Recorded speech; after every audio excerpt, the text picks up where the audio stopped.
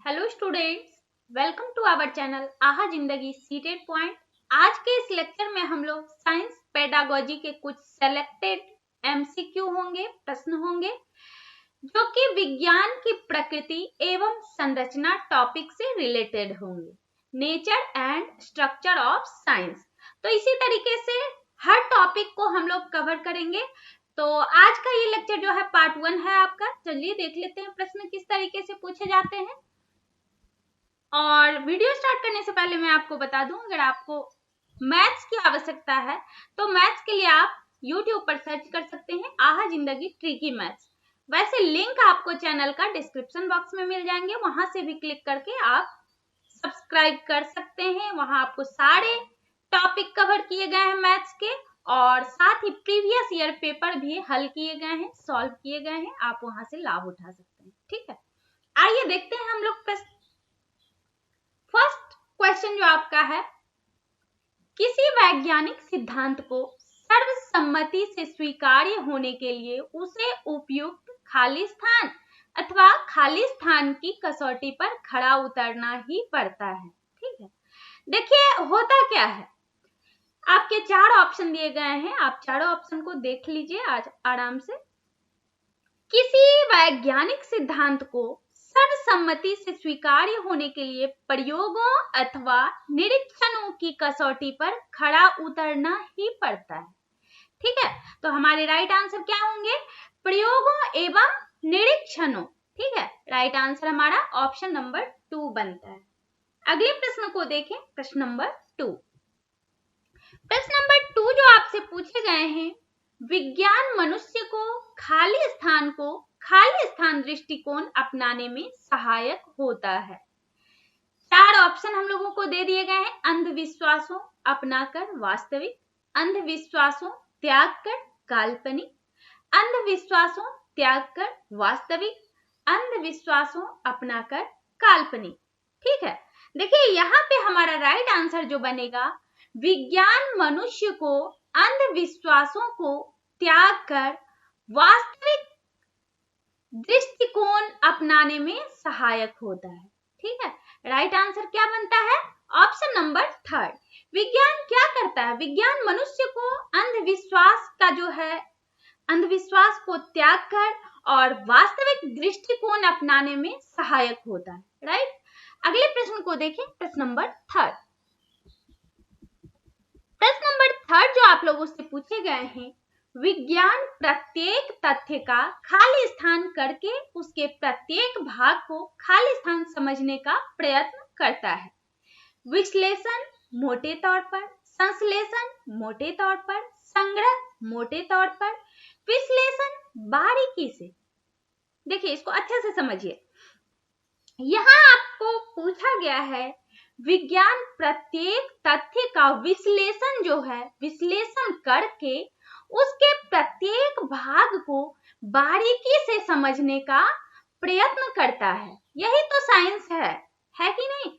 तो यहाँ हमारा राइट आंसर जो बनता है, विज्ञान प्रत्येक तथ्य का विश्लेषण करके उसके प्रत्येक भाग को बारीकी से समझने का प्रयत्न करता है। राइट, हमारा राइट आंसर ऑप्शन नंबर 4 बनते हैं। अगले प्रश्न को देखते हैं, प्रश्न नंबर 4। प्रश्न नंबर 4 जो हम लोगों से पूछे गए हैं, वैज्ञानिक पद्धतियों में निम्नलिखित में से किसका विशेष ध्यान रखा जाता है? किसका विशेष ध्यान रखा जाता है? देखिए वैज्ञानिक पद्धति में क्या होता है? वैज्ञानिक पद्धति में वैधता, विश्वसनीयता, निष्पक्षता और वस्तुनिष्ठता, इन 4 बिंदुओं का विशेष ध्यान रखा जाता है। ठीक है, हमारे राइट आंसर क्या होंगे? देखिए यहाँ हम लोगों ने बात की, वैधता का भी ध्यान रखना है, विश्वसनीयता का भी ध्यान रखना है और निष्पक्षता का तो रखना ही है, साथ ही वस्तुनिष्ठता भी। हमारे राइट आंसर जो बनेंगे ये सभी, यानी ऑप्शन नंबर 4। ठीक, अगले प्रश्न को देखें, प्रश्न नंबर 5। प्रश्न नंबर 5 जो पूछे गए हैं आप लोगों से, विज्ञान का प्रमुख आधार निम्नलिखित में से किसको माना जाता है? प्रत्यक्ष ज्ञान, अप्रत्यक्ष ज्ञान, अटकलें, ये 3 स्टेटमेंट हमें दे दिए गए हैं। अब किसको माना जाता है? यहां देखिए, ज्ञान जो है विज्ञान का प्रमुख आधार है। ठीक है, इसमें अप्रत्यक्ष ज्ञान या अटकलों का तो कोई स्थान ही नहीं बनता है। क्या हमारे आंसर होंगे? सिर्फ प्रत्यक्ष ज्ञान। राइट आंसर जो हमारे बनते हैं ऑप्शन नंबर 1 होंगे, केवल 1, सिर्फ प्रत्यक्ष ज्ञान। अप्रत्यक्ष ज्ञान और अटकलें का साइंस में जो है कोई आधार नहीं बनता है, विज्ञान में इसका कोई आधार नहीं। ठीक है, चलिए अगले प्रश्न को देखते हैं, प्रश्न नंबर 6। प्रश्न नंबर 6 जो आपसे पूछे गए हैं, छात्रों में तथ्यात्मक चिंतन पद्धति विकसित करने में सर्वाधिक योगदान दे सकता है। क्या दे सकता है? सामाजिक विज्ञान शिक्षण, विज्ञान शिक्षण, राजनीति शिक्षण, भूगोल शिक्षण। ठीक है, ये 4 ऑप्शन हमें दिए गए हैं। तो छात्रों में अगर तथ्यात्मक चिंतन पद्धति विकसित करना है तो इसमें जो सर्वाधिक योगदान देगा विज्ञान शिक्षण देगा। ठीक है, तो ये सब जो है आप लोगों को ध्यान रखना है, विज्ञान शिक्षण। यहाँ हमारा राइट आंसर बनता है ऑप्शन नंबर 2, विज्ञान शिक्षण। ठीक है, अगले प्रश्न को देखें, प्रश्न नंबर 7। सत्य की खोज करने का जो तरीका विज्ञान द्वारा अपनाया जाता है वह अधिक से अधिक होना चाहिए। क्या होना चाहिए? विश्वसनीय, निष्पक्ष, तर्कसम्मत। ये 3 स्टेटमेंट हमें दे दिए गए हैं। देखिए, अगर आपको सत्य की खोज करने का जो तरीका विज्ञान द्वारा अपनाया जाता है उसमें क्या होना चाहिए? अधिक से अधिक विश्वसनीयता तो होना ही चाहिए, पहले भी हम लोग ऑलरेडी डिस्कस कर चुके हैं। निष्पक्षता होना ही चाहिए और तर्क तो होना ही चाहिए, तो तर्क सम्मत भी होना चाहिए। ठीक है, तो ये तीनों जो है आपका होना जरूरी है। राइट आंसर हमारे ऑप्शन नंबर 4 बनते हैं ये सभी। ठीक है, अगले प्रश्न को देखते हैं, प्रश्न नंबर 8। सामान्य ज्ञान का संगठित एवं सुव्यवस्थित रूप क्या कहलाता है? कला, विज्ञान, इतिहास, राजनीति। ये 4 ऑप्शन हमें दे दिए गए हैं। देखिए, सामान्य ज्ञान का जो संगठित एवं सुव्यवस्थित रूप जो है विज्ञान कहलाता है। ठीक है, यहाँ किसी तरीके का कोई कंफ्यूजन नहीं। देखिए, आप लोगों को कहीं भी कोई कंफ्यूजन हो आप हमें कमेंट बॉक्स में बताएं, मैं आप लोगों का कंफ्यूजन दूर करने की कोशिश करूंगी। ठीक है, अगले प्रश्न को देखते हैं, प्रश्न नंबर 9। विज्ञान शिक्षण में वैज्ञानिक विचार होते हैं। ठीक है, 4 ऑप्शन हमें दिए गए हैं। किसी व्यक्ति विशेष की धारणा पर निर्भर। दूसरा ऑप्शन जो है, देखिए यहाँ आपसे पूछा गया है विज्ञान शिक्षण में वैज्ञानिक विचार होते हैं किसी व्यक्ति विशेष की धारणा पर। बिल्कुल नहीं, ऐसा नहीं होता है, ये हमारा आंसर नहीं बनेगा। दूसरा जो है, एक से अधिक व्यक्ति विशेष की धारणाओं पर निर्भर, ऐसा भी नहीं होता है। तीसरा जो ऑप्शन आपका दिया गया है, पूर्णतः पक्षपात रहित होता है। बिल्कुल राइट, ये जो विज्ञान शिक्षण में वैज्ञानिक विचार जो होते हैं पूर्णतः पक्षपात रहित होते हैं। ठीक है, राइट आंसर हमारा ऑप्शन नंबर 3 बनता है। अगले प्रश्न को देखें, प्रश्न नंबर 10।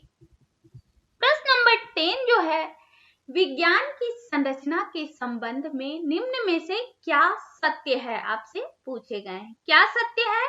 पहला ऑप्शन हम लोग देखते हैं। पहला ऑप्शन जो दिया गया है, विज्ञान अपने मूल रूप में केवल एक प्रक्रिया है। दूसरा है, विज्ञान अपने मूल रूप में प्रक्रिया का परिणाम है। तीसरा जो है, विज्ञान अपने मूल रूप में एक प्रक्रिया तथा परिणाम दोनों है। चौथा ऑप्शन जो है, उपरोक्त सभी। ठीक है, देखिए अगर हम लोग बात करें संरचनात्मक रूप से जो विज्ञान है, विज्ञान केवल एक प्रक्रिया मात्र है। ठीक है, हमारे राइट आंसर ऑप्शन नंबर 1 बनेंगे। अगले प्रश्न को देखें, प्रश्न नंबर 11। विज्ञान शिक्षण में सर्वाधिक महत्व है ज्ञान के भंडार का, ज्ञान प्राप्ति के मार्ग का, इन दोनों का, इनमें से कोई नहीं। ठीक है, 4 ऑप्शन हमें दे दिए गए हैं। तो विज्ञान शिक्षण में जो है सर्वाधिक महत्व जो है ज्ञान प्राप्ति के मार्ग का है। ठीक है, किस चीज का है? विज्ञान शिक्षण जब हम लोग करते हैं तो उसमें सबसे ज्यादा महत्व जो है हमें क्या होता है, ज्ञान प्राप्ति का रास्ता मिलता है, ठीक है। तो ज्ञान प्राप्ति के मार्ग का महत्व है। राइट आंसर हमारा ऑप्शन नंबर 2 बनते हैं। चलिए अगले प्रश्न को देख लें, प्रश्न नंबर 12। प्रश्न नंबर 12 जो है, विज्ञान प्रयोग सिद्धि निरीक्षणों की संचयी और अनंत श्रृंखला है, जिसका परिणाम अवधारणा और सिद्धांतों का निर्माण है। यह परिभाषा विज्ञान के विषय में क्या प्रदर्शित करती है? ये आपसे पूछे गए हैं। 4 ऑप्शन भी आपको दे दिए गए हैं। विज्ञान केवल उत्पाद है, विज्ञान केवल प्रक्रिया है, विज्ञान प्रक्रिया और उत्पाद दोनों है, विज्ञान सत्य का ढेर है, ठीक है। ये 4 ऑप्शन आपको दिए गए हैं। होता क्या है, देखिए, जो भी परिभाषा है आपके जो दिए गए हैं परिभाषा, विज्ञान प्रयोग सिद्ध निरीक्षणों की संचयी और अनंत श्रृंखला है, जिसका परिणाम अवधारणा और सिद्धांतों का निर्माण है। ये जो परिभाषा है, इस परिभाषा के अनुसार विज्ञान प्रक्रिया और उत्पाद दोनों है, विज्ञान अप्रायोगिक निरीक्षणों की संचित और अंतर्निहित श्रृंखला है, जिससे प्रत्यय और सिद्धांत बनते हैं और उन प्रत्ययों एवं सिद्धांतों को फिर से प्रायोगिक निरीक्षणों के संदर्भ में संशोधित किया जाता है। राइट, हमारे आंसर जो बनेंगे ऑप्शन नंबर 3 बनते हैं, विज्ञान प्रक्रिया और उत्पाद दोनों हैं, ठीक है। चलिए क्वेश्चन नंबर 13 देखते हैं। निम्न में से कौन विज्ञान की प्रकृति की विशेषता नहीं है, पूछा गया है, ठीक है। यहाँ आप अच्छे से क्वेश्चन को जब भी हल करें, प्रश्न को अच्छे तरीके से देखें और तब आंसर उसका आप करें, ठीक है। यहाँ आपसे पूछा गया है, निम्न में से कौन विज्ञान की प्रकृति की विशेषता नहीं है, यानी 3 जो आपके दिए गए हैं विज्ञान की प्रकृति की विशेषता दिए गए हैं और एक ऑप्शन जो है विज्ञान की प्रकृति की विशेषता नहीं है, और वही हमारा आंसर होगा, ठीक है। चलिए एक एक करके देख लेते हैं। तो यहाँ पे पहला ऑप्शन जो है, विज्ञान में प्रत्येक तथ्य का विश्लेषण किया जाता है, बिल्कुल किया जाता है, ऐसा होता है। ये जो है विज्ञान की प्रकृति की विशेषता है, ठीक है। दूसरा ऑप्शन जो है, विज्ञान वस्तुनिष्ठ मापकों पर निर्भर करता है, बिल्कुल करता है, ये भी हमारा आंसर नहीं बनेगा, ये भी विज्ञान की प्रकृति है। तीसरा ऑप्शन हम लोग देखते हैं। तीसरा ऑप्शन जो हमें दिए गए हैं, विज्ञान में स्थापित व सार्वभौम नियम स्थायी माने जाते हैं, बिल्कुल ऐसा नहीं होता है। विज्ञान में कभी भी कोई भी नियम सार्वभौम नियम नहीं होता है, स्थायी नियम नहीं माने जाते हैं, क्योंकि विज्ञान ऐसा चीज है, कभी भी कुछ भी बदल सकता है। कभी आप कोई भी जैसे रिसर्च करते हैं तो कभी भी कुछ भी उसको प्रूव किया जा सकता है। तो इसलिए ये जो हमारा है थर्ड ऑप्शन जो है हमारा, विज्ञान की प्रकृति की विशेषता नहीं है, और राइट आंसर हमारे ऑप्शन नंबर 3 बनते हैं। चौथे ऑप्शन को भी एक बार हम लोग देख लेते हैं। विज्ञान में कार्य कारण संबंधों की खोज की जाती है, बिल्कुल की जाती है, ये भी आपका विज्ञान की प्रकृति की विशेषता है, ठीक है। ये जो है थर्ड ऑप्शन सिर्फ जो है विज्ञान की प्रकृति की विशेषता नहीं है, और राइट आंसर हमारा ऑप्शन नंबर 3 बनता है। क्वेश्चन नंबर 14 देखते हैं। बालक में वैज्ञानिक दृष्टिकोण विकसित करने के लिए आप निम्न में से किन विशेषताओं पर बल देंगे? किस पर बल दिया जाएगा? देखिए यहाँ सिंपल सी बात है, चार स्टेटमेंट आपको दे दिए गए हैं और इसमें आपको कोट दे दिए गए हैं, ठीक है। अब कौन कौन सी विशेषता होनी चाहिए ये आपको बताना है। अब देखिए, पहला है चिंतन व तर्क, दूसरा है परीक्षण हेतु वस्तुनिष्ठ मापकों का प्रयोग, तीसरा है बच्चों की नैसर्गिक योग्यताएं, चौथा है पुस्तकीय ज्ञान। देखिए, बालक में मनोवैज्ञानिक दृष्टिकोण विकसित करने के लिए चिंतन और तर्क जो है, चिंतन व तार्किक शक्ति के विकास पर बल देना जो है आवश्यक है, और उसे तथ्यों की जांच हेतु क्या करना चाहिए? वस्तुनिष्ठ मापकों के प्रयोग की जानकारी भी उपलब्ध की जानी चाहिए, ठीक है। क्या क्या होंगे? आपके चिंतन व तर्क और परीक्षण हेतु क्या करना चाहिए? वस्तुनिष्ठ मापकों का प्रयोग। राइट आंसर हमारे 1 और 2 दोनों ही होंगे। देखते हैं कौन से ऑप्शन में है। देखिए यहाँ आपके ऑप्शन नंबर 3 में 1 और 2 दोनों दिख रहे हैं, यही हमारा राइट आंसर बनेगा। ठीक है, अगला क्वेश्चन देखते हैं, क्वेश्चन नंबर 15। क्वेश्चन नंबर 15 जो आपसे पूछे गए हैं, विज्ञान में सत्य की खोज के लिए प्रयुक्त विभिन्न युक्तियों में से कौन सी गलत है? यानी 3 जो हैं, 3 ऑप्शन आपके सही हैं, एक ही ऐसे ऑप्शन होंगे जो गलत होंगे और वही हमारा आंसर होगा। ठीक है, देखिए पहला देखते हैं, प्रत्येक अनुमान को प्रयोगों तथा निरीक्षणों की कसौटी पर जांचा जाता है। ये जो है आपका सत्य है, इसलिए ये आपका आंसर नहीं होगा। दूसरा, कार्य कारण संबंध की खोज की जाती है, बिल्कुल की जाती है। तथ्यों के मूल्यांकन के लिए वस्तुनिष्ठ मापकों का प्रयोग किया जाता है, बिल्कुल किया जाता है। चौथा जो है, सत्य की खोज के लिए नियमों को अंतिम सच के रूप में स्वीकार किया जाता है। तो यही जो है आपके चौथा ऑप्शन जो है आपके गलत हैं और यही हमारे आंसर होंगे। Right answer option number 4। ठीक है, तो आज के इस टॉपिक में पार्ट 1 जो है यही हम लोग कंप्लीट करते हैं।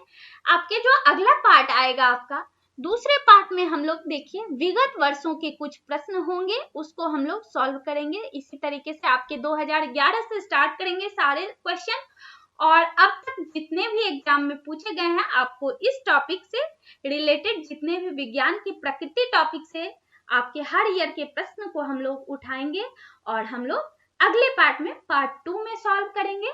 तो आप लोग पार्ट 2 बिल्कुल देखना ना भूलें। और अब यहीं पे हमारा पार्ट 1 आज का जो है लेक्चर कंप्लीट होते हैं। अब तक आपने हमारे इस वीडियो को देखा, आपको हमारा ये वीडियो हेल्पफुल लगा तो अभी जस्ट हमारे इस वीडियो को लाइक कर दें। आप हमारे चैनल पर नए हो, अब तक आपने हमारे चैनल को सब्सक्राइब नहीं किए हो तो अभी जस्ट हमारे चैनल को सब्सक्राइब करें, बेल आइकन जरूर प्रेस करें, जिससे आने वाली वीडियो का नोटिफिकेशन आप लोगों को मिलती रहे और आप हमारे वीडियो से लाभान्वित होते रहें। अपने दोस्तों के साथ, साथियों के साथ जो कि टीचिंग एग्जामिनेशन की प्रिपरेशन कर रहे हैं, उनके साथ हमारे वीडियो को शेयर जरूर करें, जिससे आपके दोस्त भी हमारे वीडियो से लाभान्वित हो सके। Okay, thank you so much.